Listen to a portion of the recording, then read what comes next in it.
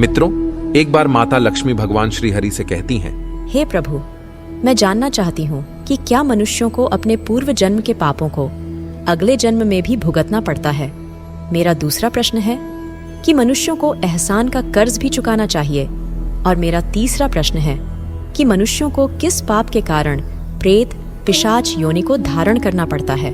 तब मुस्कुराते हुए भगवान श्री हरि कहते हैं, हे देवी लक्ष्मी, आज आपने अत्यंत महत्वपूर्ण प्रश्न किए हैं जिसमें समस्त मानव जाति का कल्याण छिपा है। आज मैं आपको इसी विषय में एक महत्वपूर्ण और सत्य घटित घटना के आधार पर एक कथा सुनाता हूं। मित्रों, अगर आप इस कथा को सुन रहे हैं तो इसे पूरा ध्यान से जरूर सुने। इसे आधा अधूरा सुनकर आप धन की देवी माता लक्ष्मी और सृष्टि के पालनहार स्वयंभू भगवान श्री हरि विष्णु नारायण का अपमान ना करें। हे माता लक्ष्मी, जो भी इस कथा को पूरा ध्यान से सुनेगा, आप उस पर अपनी कृपा दृष्टि सदैव बनाए रखें। आप उन्हें सुख, समृद्धि, धन दौलत और मनवांछित फलों को प्रदान करो। मित्रों, माता लक्ष्मी कहती है, हे स्वामी, मैं इस कथा को पूरा ध्यान से सुनूंगी। कृपा करें, आप इस कथा को कहें। तब भगवान श्री हरि कहते हैं, हे लक्ष्मी, तो ध्यान से सुनो। एक समय की बात है, मध्य देश में अनिरुद्ध नाम का एक अनाथ युवक ब्राह्मण रहता था। वह सभी धर्मशास्त्रों में पारंगत महान विद्वान, रूपवान तथा गुणवान था, जिसकी ख्याति पंचकृषि में प्रसिद्ध थी।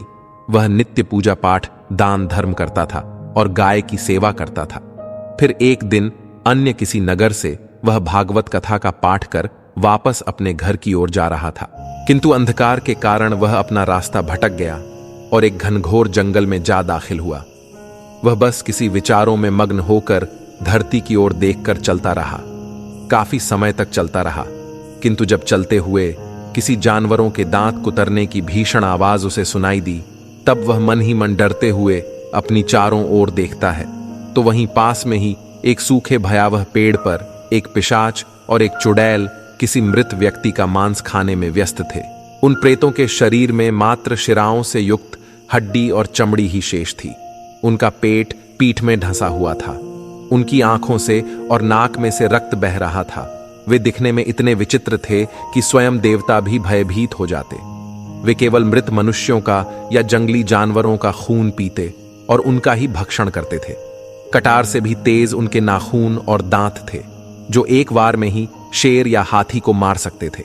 उन्हें देखते ही अनिरुद्ध के पैरों के नीचे से जमीन ही सरक गई। डर के मारे उसके प्राण ही मुंह में आ गए थे। अब वह सोच रहा था कि उसकी मृत्यु निश्चित है। तभी वह चुपचाप अपने कदमों को धीमे करते हुए उलटे पांव वापस जाने ही वाला था कि कुछ सूखे पत्तों के दबने के कारण एक आवाज हुई, जिसे सुनकर वे पिशाच और चुड़ैल को किसी के आने की भनक लग गई। और जब उन्होंने आवाज की तरफ देखा तो उन्हें एक नौजवान ब्राह्मण वहां खड़ा दिखाई दिया। उसी समय उन्होंने उस मृत शव को छोड़कर अनिरुद्ध की ओर झपट लगाई और देखते ही देखते उसे दबोच लिया। वे दोनों आपस में कहने लगे, इसे तो मैं ही खाऊंगा, यह तो बहुत रष्टपुष्ट है। नहीं, इस नौजवान को तो मैं ही खाऊंगी, आप बस देखते रहना। तभी अनिरुद्ध ने अपने कलश में रखे पंचामृत को अभिमंत्रित कर उन दोनों के शरीर पर छिड़क दिया, जिस कारण से उनका शरीर तिल तिल जल उठा। लेकिन थोड़ी ही देर के बाद जब उनका ताप कुछ कम हुआ तो वे दोनों ही थोड़े से शांत हो गए। तब प्रेतों से ब्राह्मण बोला, आप दोनों से मेरी एक विनती है, अगर आप उसे स्वीकार करते हो तो मैं स्वयं आपके मुख का निवाला बनने के लिए तैयार हूं। तभी पिशाच बोला, वाह, क्या बात है! आज पहली बार कोई हमें स्वयं को खाने के लिए कह रहा है। इससे पहले जो भी प्राणी, मनुष्य या वन्य जीव हमारे पास आता तो वह स्वयं के रक्षण हेतु हमसे विनती करता था। हे युवक, तुम कौन हो? तब ब्राह्मण बोला, हे पिशाच, मैं यहीं पासक के गांव में रहने वाला एक ब्राह्मण हूं। मेरा नाम अनिरुद्ध है। मैं आपको इस पिशाच तथा चुड़ैल योनि से मुक्ति दिला सकता हूं। उसकी ऐसी बातों पर जोर जोर से हंसते हुए चुड़ैल ने कहा, देखो जी, इसको खुद तो ठीक से मूंछ भी निकल नहीं आई है और ये हमें मुक्ति दिलाने की बातें कर रहा है। लेकिन उसकी विनायता और स्नेहपूर्वक बातों को सुनकर पिशाच ने बोला, ठीक है, अगर तुम ऐसा कर सकते हो, दिखाओ हमें। तभी अनिरुद्ध ने अपने कलश में रखे पंचामृत को हाथ में लेकर कहा, ओम भगवती वसुदेवाय नमः। उसी समय उन दोनों प्रेतों के शरीर में अपने पूर्व जन्म की यादें वापस आती है और वे जोर जोर से विलाप करते हुए रोने लग जाते हैं। तब अनिरुद्ध कहता है, हे प्रेतों, मुझे क्षमा करो। मैंने आपके ऊपर पंचामृत छिड़क कर आपको वेदनाएं दी है। कृपया आप मुझे आपकी इस दशा के बारे में विस्तार पूर्वक बताएं। तब वह प्रेत कहता है, हे युवक, मैं सूचीमुख नाम का प्रख्यात पिशाच हूं। जिस तरह से मेरा यह शरीर पहाड़ जैसा है, वहीं मेरा मुख का छिद्र एक सुई के नोक समान छोटा है। मैं बड़े जीवों को मार तो सकता हूं, लेकिन उन्हें खाने में मैं असमर्थ है। और पिछले 100 सालों से हम इसी वृक्ष पर रहते हैं। और ये मेरी स्त्री है जो एक चुड़ैल बन चुकी है, जिसका मुख कई बार खंजर से भेदने के कारण ऐसे कुरूप हो गया है। हम हमारे मनुष्य जीवन में की हुए पापों को भुगत रहे हैं। मैं भी पूर्व जन्म में इसी नगर का वासी था। मेरा नाम विश्वरथ था। मैं कुछ सालों पहले ही इसी गांव में रहने तथा व्यापार करने के उद्देश्य से आया था। यहाँ के राजा ने हमें इस नगर में व्यापार की अनुमति तो दे दी, किंतु हमें रहने का प्रबंध स्वयं ही करना था। फिर एक दिन संध्या के समय मैं नगर में घूमने जाने ही वाला था कि तभी मुझे एक ब्राह्मण देवदत्त मिल गया, जो इसी नगर के मंदिर में पुजारी का काम करता था। हम दोनों के विचार एक जैसे ही थे। देवदत्त की पत्नी सुमति और मेरी पत्नी दुशाला थी। इन दोनों के बीच में भी काफी अच्छी गहरी मित्रता हो गई और समय के साथ साथ हम दोनों के परिवार एक हो गए। कुछ ही दिनों के बाद मैं मेरी पत्नी के साथ ब्राह्मण देवदत्त के घर पर रहने के लिए आ गया। देवदत्त को सुकुमार नाम का एक बेटा था, जो कि मात्र 5 वर्ष की आयु का था। वह अपने मां बाप से बहुत प्रेम करता था और उनके बिना एक क्षण भर कहीं नहीं जाता था। वह अपने पिता के साथ मंदिर में भी पूजा पाठ करता था। इसी तरह से कुछ सालों का समय बीतने के बाद दिन ब दिन व्यापार की बढ़ोतरी से मैं धनवान होता गया, किंतु मेरा मित्र देवदत्त गरीबी में ही पड़ा रहा। फिर एक दिन देवदत्त की पत्नी सुमति मेरे घर आकर अपने पति को व्यापार में भागीदारी करने को कहती है। उसकी विनती और मेरे साथ उनका प्रेम पूर्वक व्यवहार होने के कारण मैं उन्हें मना नहीं कर पाया। वहीं दूसरे दिन मैंने देवदत्त से कहकर उनकी खेती की जमीन नगर के साहूकार के पास गिरवी रखवाई और उसी धन से अब वह मेरा व्यापार में भागीदार बनने वाला था। फिर एक दिन मैंने देवदत्त से कहा, देखो भाई, अगर हमें जीवन में अधिक धन पाना है तो इस नगर को छोड़कर राजनगर में जाकर अपने व्यापार का बढ़ावा करना पड़ेगा, क्योंकि अब हम दोनों के पास काफी धन इकट्ठा हो चुका है। क्यों ना हम उसे व्यापार में ही लगाए। तभी देवदत्त ने कहा, भाई विश्वरथ, आप ठीक कहते हो, किंतु हमारे परिवार और पत्नियों का क्या? हमारे बिना वह क्या करेंगी? तब विश्वरथ ने कहा, हम दोनों ही व्यापार के लिए राजनगर में जाएंगे और हमारी पत्नियां यहीं रहकर अपना अपना काम देखेंगी। तुम्हारी पत्नी मंदिर में पूजा पाठ करेगी और मेरी इस गांव के व्यापार में हमारा साथ देगी। मित्रों, भगवान श्री हरि कहते हैं, हे लक्ष्मी, देवदत्त और उसकी पत्नी सुमति ने विश्वरथ और उसकी पत्नी दुशाला के हाँ में हामी भर दी। अब वे सभी अपने नए जीवन की शुरुआत करने के लिए तैयार हो गए थे। लेकिन दुशाला एक लालची, मतलबी और धूर्त स्वभाव की स्त्री थी। साथ ही उसकी पति विश्वरथ, जो कि जोरू का गुलाम था, वह हेमशा उसके इशारों पर नाचता था। जो कुछ भी करना है अपनी पत्नी के कहे अनुसार ही करता था। देवदत्त और सुमति तो बेचारे किस्मत के मारे उनके इस मायाजाल में कब फंस गए उन्हें पता ही नहीं चला। जैसे कबूतर दानों की लालच में शिकारी के जाल में फंस जाते हैं। विश्वरथ को उसके गांव वालों ने मिलावटी सामान बेचने के कारण गांव से भगाया था। वह हमेशा अपनी मीठी बातों से लोगों को ठगता था। उसने यहां भी देवदत्त को जानबूझकर अपने साथ व्यापार के लिए मनाया था। मित्रों, फिर अगले दिन वे दोनों ही अपना सामान बांधकर राज्यनगर को चल दिए। रास्ते में जाते समय उन दोनों के बीच खूब बातें हुई, अपने व्यापार को बढ़ाने को लेकर, बच्चों को लेकर। और संध्या समय को वे जब उस नगर में पहुंचे तब विश्वरथ ने एक सराय में रुकने का फैसला लिया। देवदत्त के लिए यह सब कुछ नया था। वह पहली बार राजनगर में आया था, इसीलिए विश्वा जो कहता वह बस मन लेता था। उसी दिन रात में उनके सराय पास एक जुआरी अपना लालच भरा खेल लोगों को दिखा दिखाकर ठग रहा था। वहीं दूसरी ओर लालची विश्वरथ को जब इस बात का पता चला तब वह भी देवदत्त को मनाकर उस जुए को देखने के लिए चल दिए। तब देवदत्त कहता है, भाई याद रखो, हम सिर्फ जुआ देखने के लिए आए, खेलने के लिए नहीं। और मैंने सुना है जुआ खेलने से एक राजा भी रंक बन जाता है। तब विश्वरथ ने कहा, जी हां गुरुजी, हम बस देखने के लिए ही जाएंगे भला। हम तो यहां व्यापार करने हेतु आए हैं, थोड़ी ही जुआ खेलने आए हैं। वे दोनों आपस में बातें करते हुए बाजार में जुए की जगह पर दाखिल हो जाते हैं। जब वहां मौजूद लोगों के मुख से उन्होंने यह सुना कि आज जुए में जो भी 10 सुवर्ण मुद्राएं दांव पर लगाएगा, उसके बदले में वह 100 सुवर्ण मुद्राएं जीत सकता है। मित्रों, भगवान श्री हरि कहते हैं, हे लक्ष्मी। पहले से ही विश्वरथ लालची व्यक्ति था, जिसकी नजर अपने मित्र के धन पर थी। उसने चुपचाप जाकर अपना नाम जुआ खेलने वालों में लिखवा दिया और कुल 100 मुद्राएं बाजी पर लगाई। और बार बार अपने मित्र के रोकने के बावजूद भी वह नहीं माना।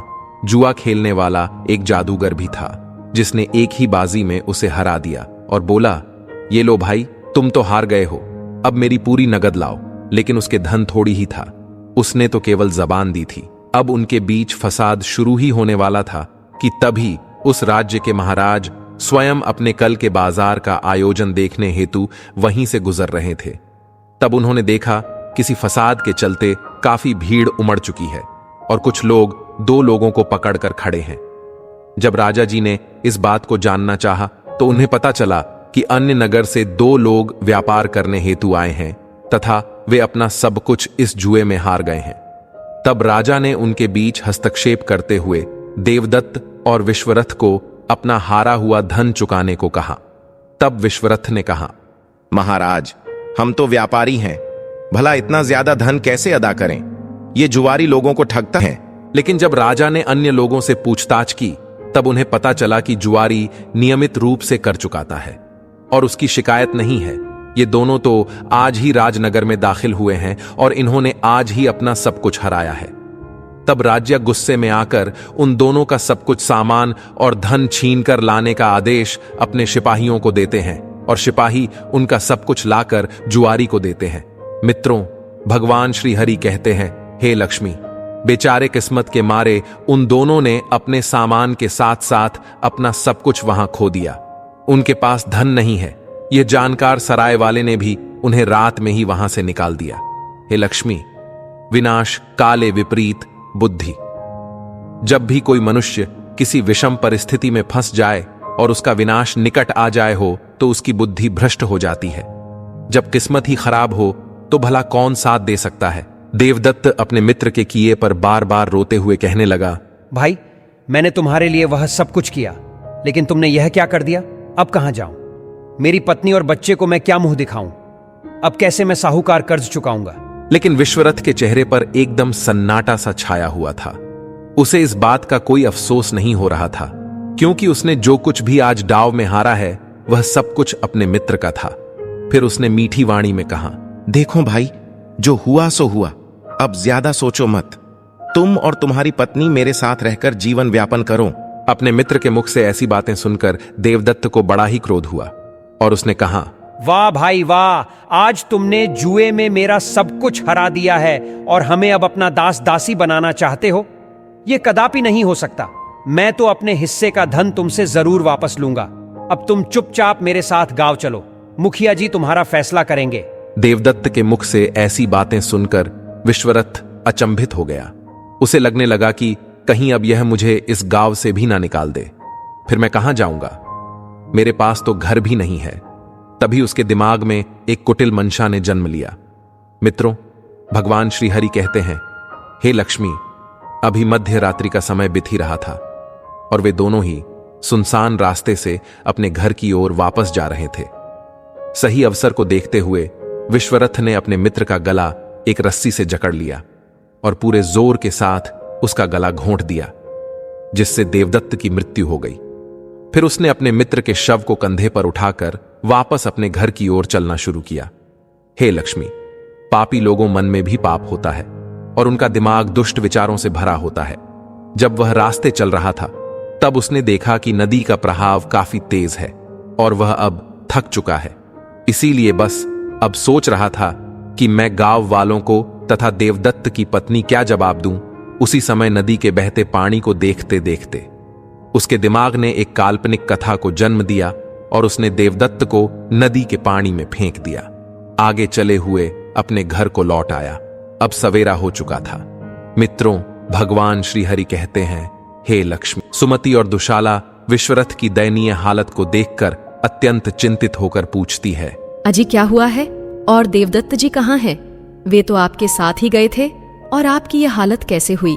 विश्वरथ के वस्त्र देवदत्त के साथ हाथापाई में फट चुके थे। तभी वह मंद स्वर में कहता है, हे भाग्यवान, मैं लूट गया, बर्बाद हो गया। हमारे धन के साथ साथ उन चोरों में मेरे मित्र के प्राणों को भी मुझसे छिन लिया। हम दोनों राजनगर की ओर जा रहे थे, तभी कुछ चोरों ने हमें लूट लिया, और हमने जब उन्हें रोकने की कोशिश की, तभी उन्होंने मेरे प्रिय मित्र को मार डाला और उसे नदी प्रवाह में फेंक दिया। ऐसा सुनते ही सुमति मूर्छित हो जमीन पर गिर पड़ी। विश्वरथ के नाटक ने सभी गांव वालों को यह विश्वास दिलाया कि देवदत्त चोरों के हाथों से मारा गया है। मित्रों, भगवान श्री हरि कहते हैं, हे लक्ष्मी। फिर कुछ महीनों का समय बीतता गया। इधर दुशाला, विश्वरथ पूरी तरह से देवदत्त को भूल चुके हैं। उन्होंने देवदत्त के घर पर अपना अधिकार स्थापित कर दिया। साथ ही सुमति और उसके बेटे सुकुमार के साथ गुलामों जैसा बर्ताव करना शुरू किया। विश्वरथ ने सुमति को दासी बनाकर रख दिया, वहीं उसके पुत्र को अपना दास बना दिया। उनसे सभी प्रकार के काम करवाए। एक ही समय का भोजन उन्हें दिया जाने लगा। अब विश्वरथ नगर का सबसे धनी व्यापारी बन चुका था। उसके खिलाफ कोई आवाज नहीं उठा सकता था। फिर एक दिन जब सुमति और उसका पुत्र सुकुमार मंदिर में जाकर पूजा पाठ कर रहे थे, तभी उसके पीछे पीछे दुशाला भी चल पड़ी। उसे संदेह हो रहा था कि कहीं ये हम दोनों से डरकर भाग ना जाए, इसीलिए दुशाला उपसर अपनी तीक्ष्ण नजर बनाए रखती थी। जब वह मंदिर में आई तो उसने देखा कि महादेव के सिर पर कई प्रकार के रत्नों जड़ित मुकुट है। उनके शिवलिंग पर माणिक मोती जड़े हुए हैं।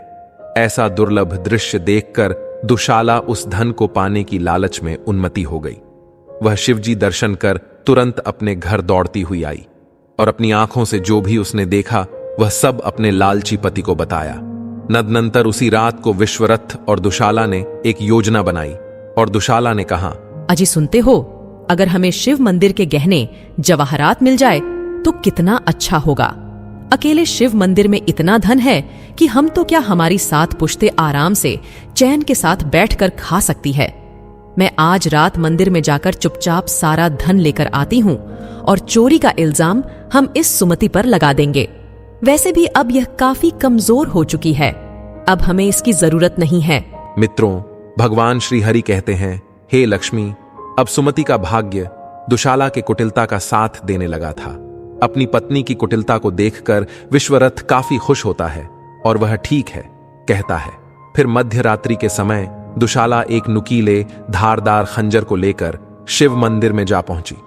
सही समय का अवसर देखकर उसने खंजर से शिवलिंग का तथा शिवजी की मूर्ति का खंडन करते हुए सभी रत्नों को, हीरे जवाहरातों को तथा सभी अन्य सुवर्ण की वस्तुओं को चुराकर वह चुपचाप अपने घर में चली आती है। अपने साथ जो खंजर लिया था उसे सुमति के कमरे रख दिया और कुछ मोती, हीरे, जवाहरात भी उसकी अलमारी में रख दिए, जिससे पता चले कि चोरी इसी ने की है।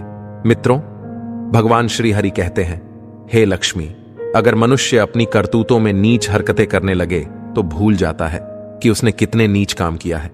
वह बस लालच से मिलने वाले फलों की ओर आकर्षित होता है। जब अगली सुबह कुछ लोग मंदिर में जाते हैं तो वे क्या देखते हैं?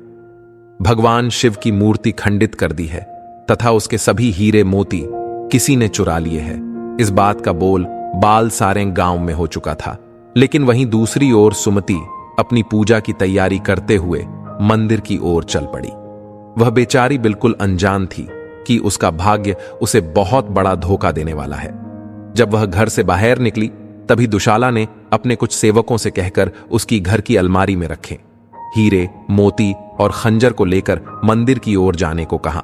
जैसे ही सुमति मंदिर के सामने आई तो उसने देखा कि मंदिर सामने बहुत भीड़ है। जब वह सबसे आगे जाने की कोशिश कर रही थी तभी विश्वरथ के एक सेवक ने कहा, अरे भाई, हो सकता है कि यह चोरी इस कुलटा स्त्री ने की हो, क्योंकि सबसे पहले यही मंदिर में पूजा करने हेतु आती है। इसी बीच दूसरा व्यक्ति बोला, हाँ भाई, तुम सत्य खा रहे हो। मध्य रात्रि के समय मैंने एक स्त्री को अपना मुंह छिपाते हुए मंदिर से बाहर जाते हुए देखा था। मैं ये तो नहीं कह सकता कि ये वही है, लेकिन उसके वस्त्र चाल चलन से तो पक्का वह स्त्री ही थी। आगे किसी के कुछ बोलने से पहले ही व्यापारी और उसकी पत्नी वहां पहुंच जाते हैं। तब विश्वरथ कहता है, हाँ गांव वालों, ये स्त्री तो कुलटा है। जब से इसका पति मरा है, इसने अपने शरीर का बाजार बना रखा है। मैं मुखिया जी से विनती करता हूं कि इसके घर की तलाशी ली जाए। जब मुखिया ने भी लोगों के कहे अनुसार सहमति जताई, तभी दुशाला बोल पड़ी। मुखिया जी, इस बात में कोई संदेह नहीं है, यह चोरी तो इसी स्त्री ने की है और मध्य रात्रि के समय ये कहीं बाहर अकेली गई थी। भला एक विधवा स्त्री को रात में अकेले घूमने का शौक किस कारण से हो सकता है? आप सभी लोग यह भली भांति जानते हैं। इसकी जवानी प्रेमी चाहत में अपना पल्ला पसार रही है।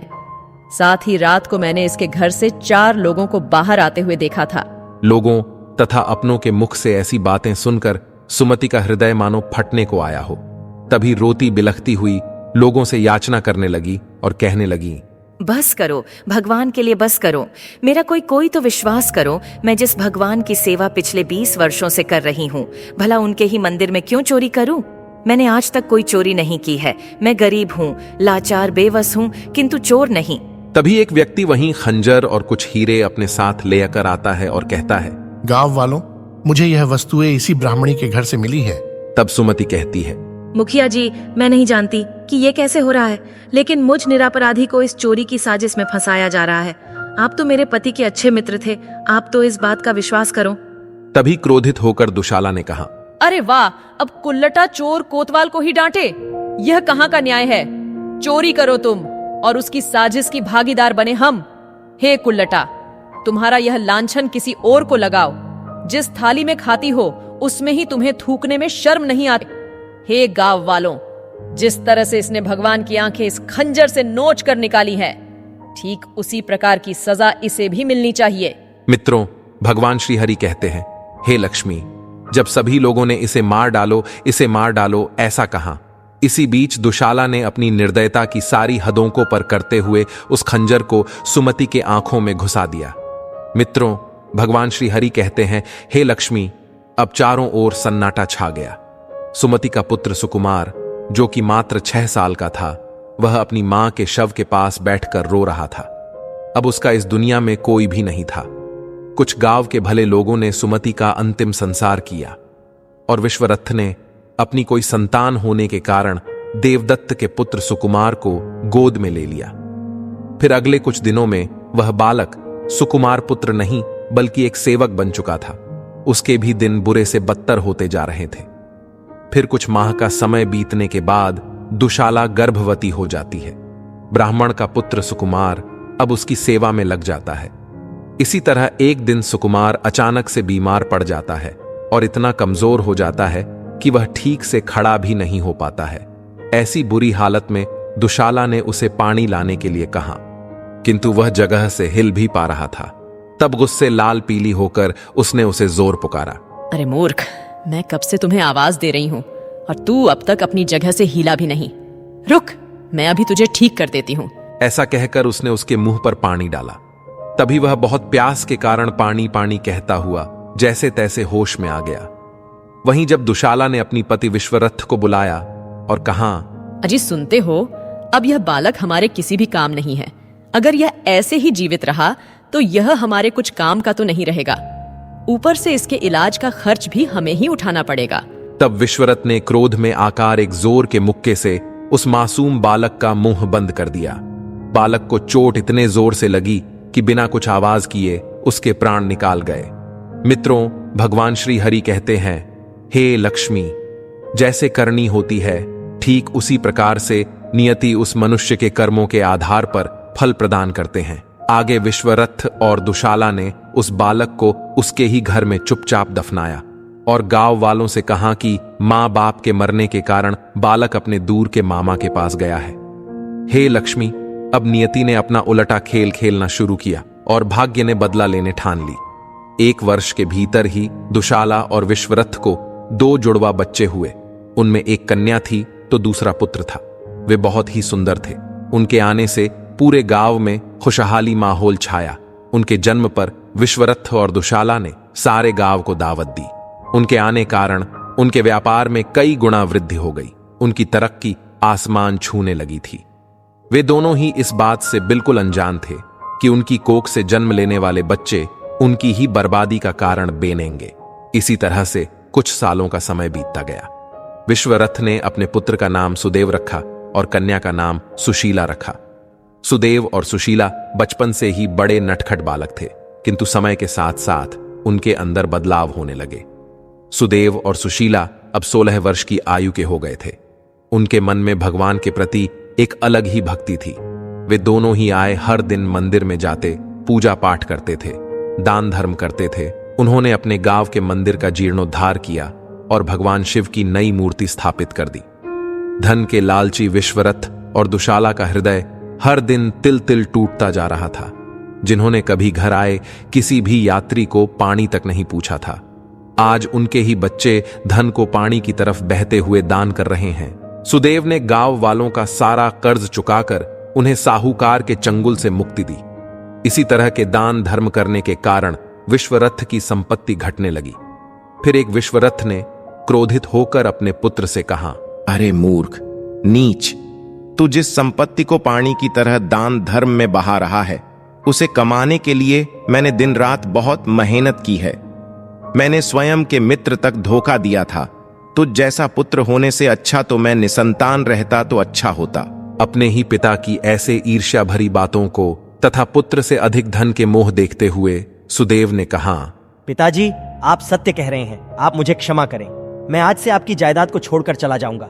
ऐसा कहकर वह अपना घर छोड़कर जाने लगा।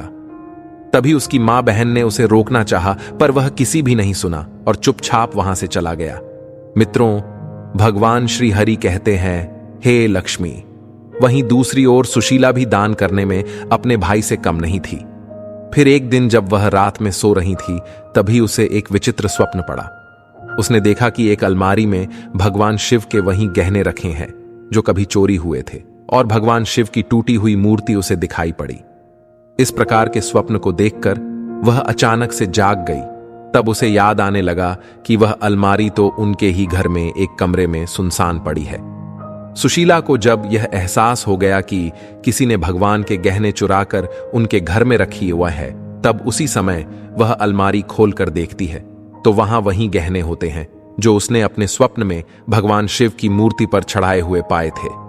वह उन्हें लेकर शिवजी के मंदिर में चली जाती है और शिवजी के मूर्ति पर तथा शिवलिंग पर ठीक उसी तरह से चढ़ाती है जैसे पहले थे। अब मध्य रात्रि का समय होने के कारण वह मंदिर में ही सो गई। हे लक्ष्मी, अब नियति ने अपना अंतिम खेल रच दिया। विश्वरथ और दुशाला के पापों का घड़ा भर चुका था। अब बस उनके पाप कर्मों का हिसाब करना बाकी था। उसी रात में कुछ चोरों ने उनके घर में डाका डाल दिया। वे चोर तो बस थोड़ा सा धन चुराकर वहां से भागने ही वाले थे। तभी दुशाला चोरों की आवाज से जाग उठी और उन्हें देखते हुए जोर जोर से चिल्लाने लगी। चोरों को चोरी से कई गुना अधिक अपने प्राण प्रिय होते हैं, इसीलिए उन्होंने एक वहीं पड़े उसी खंजर को उठाया और दुशाला की जीवा काट दी। वहीं दूसरी ओर अपने पुत्र पत्नी तथा स्वयं के प्राणों से भी अधिक प्रिय धन को कुछ चोर चुराकर भाग रहे हैं, यह देखते हुए विश्वरथ भी जोर जोर से चिल्लाने लगा। तभी एक हृष्ट पुष्ट चोर ने अपने मजबूत मुक्के से बूढ़े विश्वरथ को ढेर कर दिया। अब उन दोनों की मृत्यु हो चुकी थी। मित्रों, जब उन दोनों की आत्मा को लेकर यमदूत धर्मराज के दरबार में उपस्थित होते हैं, तब चित्रगुप्त कहते हैं, महाराज, इन दोनों ने पृथ्वी पर मनुष्य रूप में जन्म तो लिया था, किंतु इनका आचरण किसी दैत्य के जैसा था। इन्हें कौन सी शिक्षा प्रदान करें? तब यमराज कहते हैं, हे दूतों, इन्हें अगले 5 वर्षों तक सोहल नरकों की हर प्रकार की सजा दी जाए। तत्पश्चात इन्हें अगले 100 वर्षों तक पिशाच योनि में जन्म लेकर मृत्यक का मांस खाने की सजा दी जाए, जिससे उन्हें हर दिन वैतरणी के दर्शन प्राप्त हो। इतना सुनकर यमदूतों ने उन दोनों को सजाएं दी।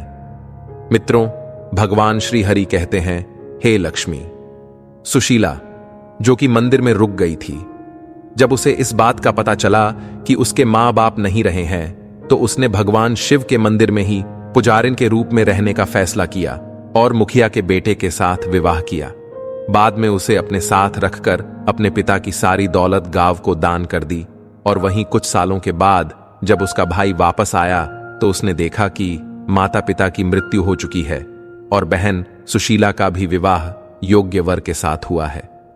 हे लक्ष्मी, अब मैं आपको नियति के खेलों को समझाता हूं। सुशीला ही सुमति थी जो पूर्व जन्म में दुशाला के हाथों से मारी गई थी और उसने मंदिर में हुई चोरी का अपना लांछन दूर कर दिया। देवदत्त ने गांव के मुखिया के बेटे वामन के रूप में जन्म लेकर गांव का भविष्य को तथा सुशीला को अपनाया। अब उसे स्वयं की जायदाद भगवान शिव के आशीर्वाद से प्राप्त हुई। देवदत्त और सुमति का बालक सुकुमार था जो पिछले जन्म में अपने माता पिता का संरक्षण नहीं कर सका था, किंतु अब वहीं सुशीला का भाई सुदेव के रूप में जन्मा था। इसी प्रकार से वे सभी अपने अपने कर्मों के हिसाब से पुनर्जन्म लेकर अधूरे कार्य करते गए। मित्रों, भगवान श्री हरि कहते हैं, हे लक्ष्मी, अब आगे की कहानी सुनिए। सुशीला और वामन का बेटा ही अनिरुद्ध है जो अपने पापी नाना नानी को इस पिशाच योनि से मुक्ति दिलाने हेतु उसी जंगल से गुजर रहा था। किंतु जब उन दोनों ने अपनी अपनी जीवन की विचित्र कथाएं एक दूसरे को सुनाई, तभी पिशाच बने विश्वरथ और चुड़ैल बनी दुशाला को उनके पाप कर्मों की याद आती है और वे जोर जोर से विलाप करते हुए अपने पौत्र अनिरुद्ध को इस पिशाच योनि से मुक्ति की कामना करते हैं। तभी अनिरुद्ध ने उनका श्राद्ध पिंड दान किया और उन्हें श्रीमद् भागवत कथा का श्रवण कराया, जिससे उनके सभी पाप नष्ट हो गए और उन्हें दिव्य शरीरों की प्राप्ति हो गई। अंत में उन्हें मुक्ति मिल ही गई। मित्रों, भगवान श्री हरि कहते हैं, हे लक्ष्मी, आपके पहले प्रश्न के अनुसार प्रत्येक मनुष्य को अपने जीवन में किए हुए सत्कर्मों या कुकर्मों के फल को भोगना ही पड़ता है तथा मनुष्यों को अपने पूर्व जन्म के पापों को अगले जन्म में भी भुगतना पड़ता है और जिस प्रकार के वह पाप करता है ठीक उसी प्रकार की सजा भी उसे मिलती है। इसीलिए मनुष्य को कर्म करने से पूर्व कई बार सोचना चाहिए और कलयुग में कर्मों के फल को इसी जीवन में भोगना है, क्योंकि यह सबसे शापित युग है। आपके दूसरे प्रश्न का उत्तर है, प्रत्येक जीव को अपने कर्ज को चुकाना पड़ता है, चाहे फिर वह धन का हो या किसी के एहसान का। हे लक्ष्मी, इस संसार का सबसे सर्वश्रेष्ठ जीव मनुष्य है, किंतु अगर वह नीच, क्रूर और निंदनीय कर्म करता है, अगर उसका आचरण किसी पशु की भांति है या धन तथा सांसारिक सुखों की लालसा में वह अपना धर्म भूल जाता है, तो निश्चित रूप से उसे भूत, पिशाच, चुड़ैल की योनि में जन्म लेना पड़ेगा। तो मित्रों, आशा करते हैं आपको यह कथा और जानकारी अवश्य ही पसंद आई होगी। तो वीडियो को लाइक करें और चैनल को सब्सक्राइब करें। साथ ही कमेंट में जय श्री कृष्ण अवश्य लिखें। आप सभी का धन्यवाद।